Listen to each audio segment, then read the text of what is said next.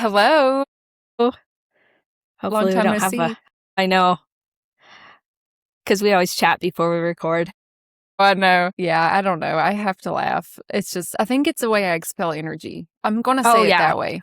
I agree. I do it too. I I think it's think how I that's get, good though. Yeah. yeah, I'd rather do that than cry or Yeah. something. I mean, Either way is fine. yeah, you're right. Crying Either is way is expelling fine. energy too.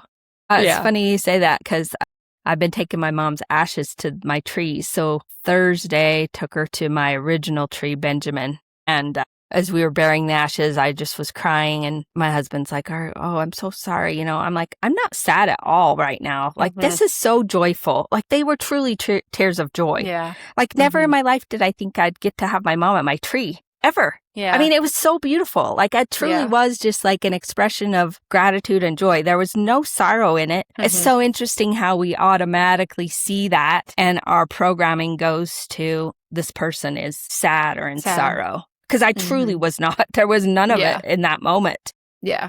Even though that expression can also be an expression of sadness. But Yeah. in that moment for me, it was just honestly pure joy. Like, I was overwhelmed with joy.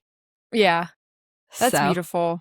Yeah, I think it's so special that she's able to be in your most special place. I think that's I just know. so cool. It's just so cool. Like, it's actually interesting. I saw a video. There's this thing called, I'm going to butcher it. It's like the air system or air call and it's a phone in the middle of the woods and you can pick it up and start talking to your loved ones and a lot of Really? people, yeah, and Wow. it's super, I love it. I love the idea of it. And a lot of these little things have been placed around because people, for example, like, when I was living in Wyoming, my dad's burial place is here in North Carolina. So, like, I couldn't go be physically at the burial place. Now, I don't think I needed to go to that place, but I think if somebody is looking for that, I love the phone idea. But it made me think about it when you're talking because it's like you don't even need, it's just there, and I think that's just so beautiful and that's so special that Yeah. that energy is also intertwined now with the earth energy and the earth energy that you call on in this area. I don't know. It's just really cool. Yeah, I'm excited to, like, as I go back, because I go to the trees quite often, as I go back and visit with Benjamin and have her energy intertwined, I think it's going to be, I was just told it's going to be very powerful. I mean, it's That's already amazing. powerful, but Yeah. it'll be exciting to see the Yeah. next time I get to go. So, That's really cool. yeah. And then I've already taken her to Ralph and Ruth. They were first. And then Monday on my birthday, I took the day off. And that evening, I'm going to hike her into my tree called Margaret. She's a ways in there. She's like an hour in. But yeah, so it'll be cool. Have That'll it be done. nice. Yeah. I like that on your birthday. That's cool. I know. I thought it was kind of cool. That's a good I idea. debated it, but I was like, oh yeah, I think that's it. My mom's Yeah. ready to be completely out there. I love it. So Yeah, I think that's cool. I don't know. I love the way that you're approaching it because I think that some people could be like, oh no, I want to keep all of this sitting here staring at me, or we get so attached to things. Like, I don't know. I Yeah. know that she asked for this and I know that, but I like that you are actually releasing this back in, like the energy back into the earth and to put it out into nature. You know what I mean? The whole Yeah. cycle. I think it's neat. Yeah, I agree. I mean, that's, it is a part of her essence. I feel her soul Yeah. all the time, Mhm. I feel her energy, if you will. Mhm. But it is cool that it can go back into Mother Earth, I think. So, Yeah, I love it. anyway, off on a tangent there. Who No, got it was a thumbs great up? one. See, it's meant to be. My thumbs ups. I Somebody believe. needed to hear that. Yeah, they did. She's saying, "Yeah, bro." Like, thanks for got it. sharing. Yeah, Yeah. thanks for sharing. That's funny. That is. Well, you had this idea. I love it. Yeah. So this is, a couple episodes we've talked about like some symbolism and ritual. And, I love the basics because, you can always come to a topic and come to the basics from just multiple perspectives. Like, even when we talked about the spiral, we all know the spiral, we all use the spiral, and we started talking about it from a whole new place. Like it just starts like expanding, and I thought about it in ways I hadn't thought about it before. So I just, along that topic. So this morning I got my walk in before recording. And so I was going through and I'm like sweating and, I was trying to think, like recap everything that I thought about all week. Cause this week has been just really busy, but good. It wasn't there's no label to the week. It was just a lot going on, but good. And I was recapping in my mind, like, okay, what can I talk about? Like, what are some cool things that I thought stood out and some of the experiences? And I get these notifications around like different topics and subjects. And I got one about thresholds and doorways. And I was revisiting the idea of a threshold. And I love the symbolism of a threshold. I love the symbolism of doorways. It resonates with me. Often in my mind, when I'm ready to wind down or I'm going to pull information, I imagine myself in a hallway, and I go through a lot of different thresholds to be able to go into different places of my mind. So yeah, that's true. I have like this golden hallway, and this is where I go.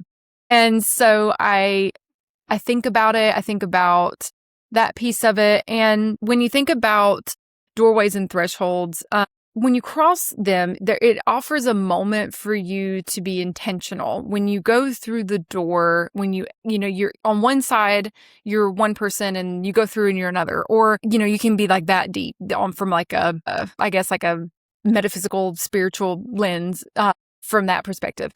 But even as simple as like when we think about a threshold to our home or what we let enter in or exit, and I even classify this as windows too. Because when you think about if I'm ever cleansing my doorways or thresholds in my home, I also do my windows, because that's another way that and when you think about like you open a window, right, you let air in and air out. It's, similar kind of idea with opportunities and blessings or whatever you're trying to call in or whatever you're trying to release, And so I was thinking about this too, because Tressa and I were chatting. Well, I had been thinking about like this damn door. Okay, I have a door issue where my child wants to exit, but I keep thinking about my doors and like, in the physical space. And I had seen, or what's really funny? When you like think about a store and you go in a store and the bell rings, right? You hear a door bell, or like a actual bell, not like a ding dong, like a bell. Yeah. And so bells hold frequency, they clear energy. There's a whole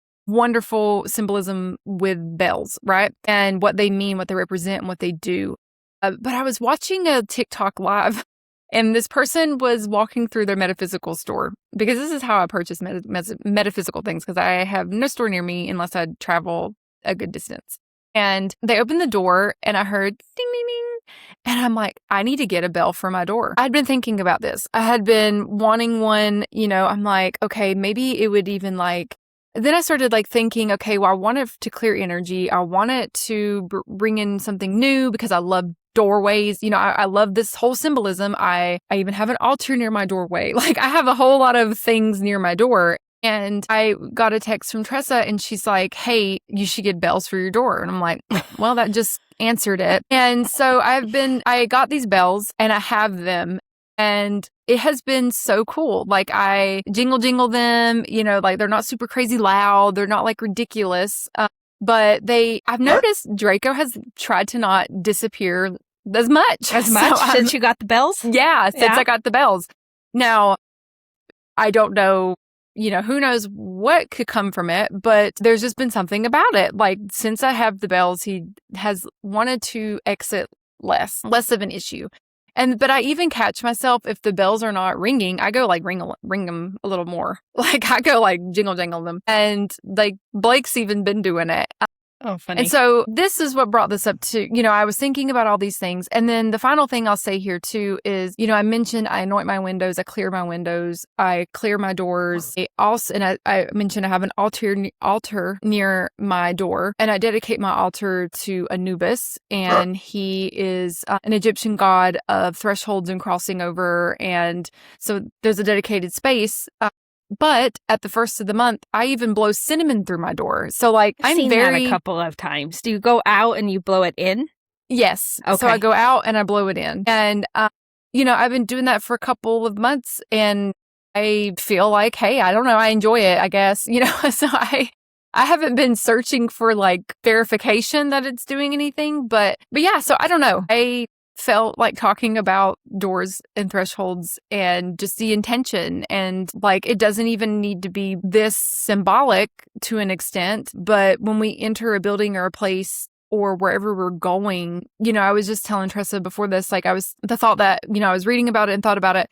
Like, I've never really put much intention about walking through the door and holding space for the door as I'm actually walking through. Like, it's just something we do automatically. Yeah, very unconsciously. Yeah. And so that's where my walking thoughts went this morning. It's interesting because when you started to talk about thresholds, I did this years ago, and I think I told you to do it. I've told a lot of clients to do it. I had learned to put black turbuline, I think it's what it's called, turbuline, like a little rock above each one of my doors, because it'll keep negative energy out of your home.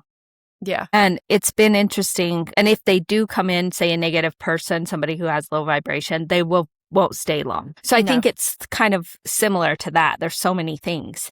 I also was thinking about like, the symbolism of, when you get married, and why is the husband taking the wife over the threshold? Why does he hold her? That one, I don't know. It just came to me as you were talking. I don't know what that exactly symbolizes, stepping into their new life, but I think, yeah. I don't know. But why is the man holding the woman? I'm not sure about that. If that comes from maybe a religious energy, I'm not sure about that one. We have to look into that. I'm curious now. But another thing I thought about was, think about how many times, like you said, in, say, a meditation or something like that you're taken down into a different doorway, right? Like I think about when I do hypnosis with clients, I get them very deep into their subconscious, into this deep relaxation. And the first thing I have them do is open a door to whatever they need to see. So there is so much truth to that. And I believe that, we can call them spells. You can call them whatever you want, right? We're doing them subconsciously, unconsciously, or consciously. And I'd rather be doing it consciously right now. Yeah. So I've been aware of my thresholds too. And I know 3 or 4 months ago, it's been at least, I was guided to just take away anything that said welcome. Yeah. Because ultimately, there's these little nuances out there of spiritual law, right? You're welcoming any energies in, and I don't want to welcome any energies into my home. So I've done that. And the bells, I have chimes that I hang out. I don't have actual bells on my door. Oddly, though, when I went shopping a few weeks ago and went to Dancing Crane, I was cruising around the store and I was drawn to these bells that hang on the door. Yeah. I put them in my energy room, though, but I also got my friend some. Yeah. But I hadn't even seen those in there. I've been in this store a whole bunch of times, and I was so drawn to this one specific one for me. And I was kind of like, oh my gosh, there was like, I could get these ones for $15, but it was like, the one I got was like 65, but I knew I had to have that one. Yeah. So I've been drawn to those things for a reason, right? So when you said this today, I was like, of course, that's what we're going to talk about. I think people just have to have a higher awareness. I want to know, though, you said you anoint your windows. What does that mean? How do you do that? So I clear, well, it depends. I change a lot, so it depends on my mood. But I do sage my windows, I sage my doors, or unless I want to use incense, same concept. Yeah. I do use Florida water, which is a ritual cleansing water, and I love Florida water. I actually put it on every single day and to cleanse my energy and my aura, and then I cleanse, sometimes if Magnolia feels very anxious, I can put it on her, or like you can put it behind your ears, or I've had Blake actually run it down my back several times before I've gone to bed. Yeah. And I mean, like, new person. But I use Florida water. And so as always, if anyone's listening to this, please always spot check, test. Do not want you to ruin your windows, dilute, whatever you need to do. Yeah. Or you're like, I don't want you to ruin your doors or peel your paint. So whatever you got to do to just double check. But I use Florida water. And then I usually do that mostly, but if I remember or I'm in the mood, I use a road opener ritual oil. And you can look up online like if you want to make your own, how to make it. There's just certain herbs, but I purchase a road opener oil and I'm saying oil for those who don't know what I'm saying, but but I anoint my windows with that too, or my door. And so I went through like a really big cleansing the other day, and I saw this thing that said, like usually if you feel the urge to clean up an altar, clean up your home, anoint things, like that's your guides or whomever or whatever nudging you, or your higher self, whatever you want to put out there, that it's timed for the refresh. It needs a refresh. And so I just felt really, really inclined to do that. I even moved I have a Google Home, like little tiny speaker, and I had it in the kitchen, and I decided to move it the other day, and I just played like high frequency sounds. Like I just picked a frequency and played it throughout my living room. And I opened my windows and did it. Like, I don't know, I'm very intuitive. Or I do a lot of just shit based on my intuition. Like if I feel prompted to just start doing it, I just do it. And like Blake was golfing that night, and I mean, it's been so hot here, guys. Okay. I don't know what it was, but when I opened the windows, it was only fresh, cool air coming in. It was beautiful. It was beautiful. And I just laid there and listened to the birds while he was golfing, and Draco was asleep by this time. So like it was very calming. And Blake came home and went into the living room, and he's like, this feels magic. Like, he's like, I don't even know how to explain the energy. And so it was really cool. But before I played all that frequency, I did anoint the windows. I, blessed the windows. I let out stagnant energy intentionally as I opened, and I called in opportunities, but whatever, bless, I don't know. You can, whatever word you like. Call in. Yeah. And, it was really cool. And I don't know, I was thinking of this earlier and I forgot to mention it, but I did a vision board back in like April. I think it was April. Mm-hmm. And I do usually one digitally, like I'll get on Canva or something and make one. But somebody was like, they were talking about doing one with the magazine, and I haven't done one like that in a minute. And yeah, because do they still make magazines? I guess yeah, I know. Well, what's so funny is that Blake actually, one year he bought me a gift to have like the Travel and Leisure magazine subscribed to me, and I think like a Magnolia magazine, like the Chip and Joanna Gaines.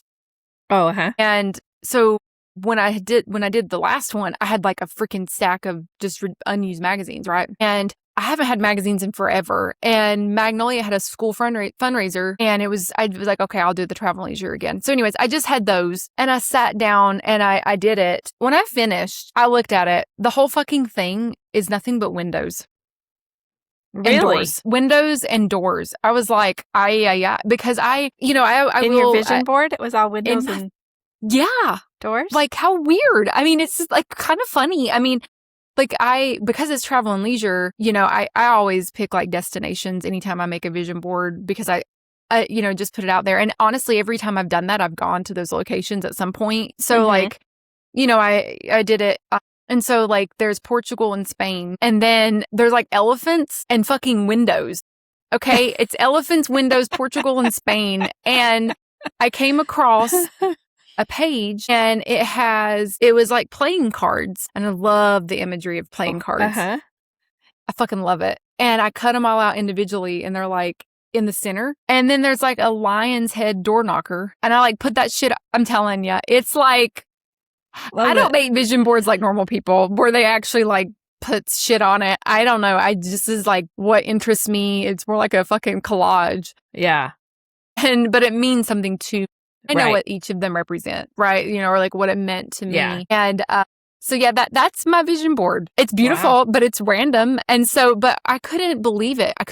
Like I got it out, and I was looking at it, and I mean, seriously, I'll have to show you when this is over, because it's just fucking windows. That's wild. And here we are talking about windows and doors. Doors. Yeah. That's wild. I love that though. So apparently I like windows and doors, but yeah, like it's really interesting. So there's something to it. So like, that's my advice. I've been just really drawn and very intentional with how I approach windows and doors. And I meditate usually in front of a window. I open a window. I don't know. I believe in the windows and the doors. So I think there's something to it. I feel like I love what you said about like, sometimes subconsciously we're doing spells and rituals, but you want to be more conscious about it. And I agree. I think that this is a call to that, where I was doing all these things and I didn't have words for it. And, as I've grown in my journey over the last several years, I have an understanding of why I'm doing what I'm doing. And it changes the whole thing, and like I also have tourmaline, black tourmaline in my home, and I had it in the other house that I lived in, and I had no visitors ever. And then I have it now. I don't have it above my doorway, but I have a stick of black tourmaline this big. I still have no visitors. So yeah. I don't have that many big. either. Yeah. Nobody comes to my home. Yeah. So, and that's okay. I mean, I'm great. Okay I'm with not it, mad at it. Yeah. Because I also, just in my intentions every morning, I put high vibrational energy in my home, in my land, in my property. And like only people who can manage that vibration get to be here. You know what I mean? Oh, yeah. Like, totally. The other thing, I just thought of this. I know we've talked about this. You and I did. I don't think we talked about it on the podcast, but metaphorically, the people who I call them the 1%ers who are now losing control because the collective consciousness has raised their vibration up enough to go, this fucking doesn't make sense. Mm-hmm. Just the way you've, greed and all of that. But think about the metaphor of us living in boxes. Most of our homes are square, very boxed in, right? Yeah. So I know I've been putting my home, I mean, I'm not physically changing the structure, but metaphorically, I'm like, I don't live in a box anymore. And I was doing more like a circle. But then the other day, I had a friend doing work on me, and she said and I channel Metatron. This is the wildest thing. I never thought about it. She was using the Metatron cube. Yeah. So in the last few days, I've put that as the energy of my home, that Metatron cube. So there's sacred geometry in that. So it changes the vibration of the home, not leaving it in a square. So I think it's time for people to really be aware of these things, because people talk about how bad the world is and how this is happening. And I'm thinking this is beautiful that it's happening, because this is what you want. Like, change doesn't happen until, something has to fall before it can be rebuilt, right? So your awareness is key right now. And, your home is your place where you go and you want to feel safe and secure and revitalize yourself. And that's where you rest. So the more intention you can put and awareness around keeping that vibration high, the better off you are, your family is, all of those things. So yeah, I agree. You know what's interesting? We have done 2 episodes now in our segments of recording that have been about the home. Even when we talked about spirals, we were talking about the home and the energy of the home. So I just think when things are repeated, there's a reason. There is. And, I've seen it everywhere, and I know that we do need to focus on the home. And, part of home can also be physically yourself. Like, it doesn't need to actually be a physical space called home. That's right. And so I think that this is just that call to action back to, like, what are you doing in your home? How are you setting that intention in your home? Whatever the home may be, the home as your body being the vessel or the physical space that you reside in. So I think that there's something to it right now too.